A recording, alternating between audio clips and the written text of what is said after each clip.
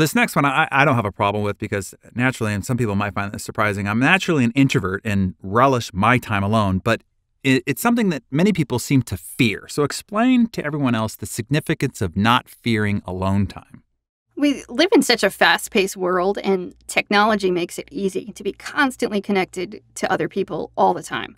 And for many people, silence is scary, that they can't be at home without the TV on, or they're constantly texting, or they're listening to music, or even when they go to sleep at night, they're leaving a radio or the television on because they're just not able to be alone with their thoughts. Because for a lot of people, that is very scary.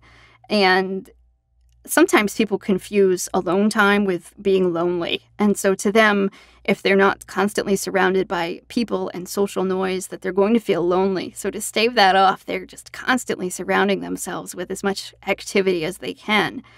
But often to reach our goals, we have to spend some time by ourselves. And that means without our technology turned on, to be willing to shut off your phone and shut off the TV and spend some time really reflecting on your progress and how you're doing and where it is that you want to go.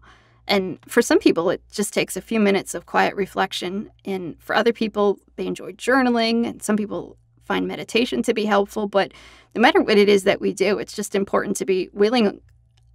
No matter what it is that we do, it's important to be willing to be alone sometimes. And I think even if it's just 10 minutes a day to collect your thoughts can be a very healthy thing.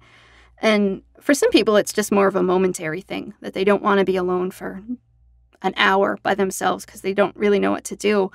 But there are certainly other people who struggle to be alone in life. The thought of being without a relationship is terrifying, or they jump from one relationship to another without ever spending any time being alone. And it's hard to make decisions about who you are as a person and who you want to become if you don't spend time alone.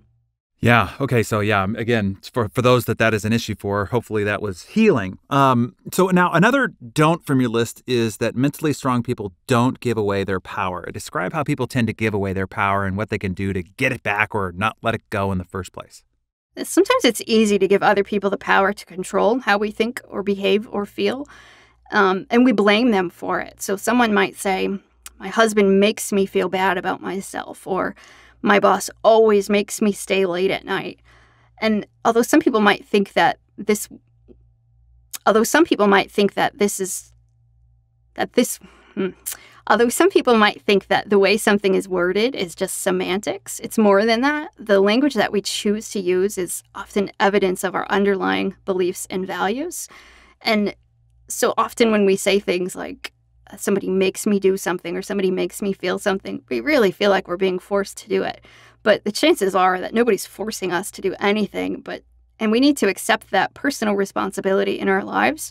So instead of blaming your spouse for making you feel bad, recognize that your spouse doesn't force you to feel anything. Instead, you can choose to be happy despite how your spouse behaves or what your spouse says. And similarly, it's unlikely that your boss forces you to stay late at night. And there may be consequences if you leave on time or if you leave early, like it may put your job in jeopardy, but unless your boss is threatening bodily harm, it's unlikely that you're forced to stay late. And so sometimes simply recognize that you're making a choice to stay late to avoid those negative consequences helps us retain our power. So we know, okay, it's not that anybody's forcing me to do this, but I'm choosing to do this.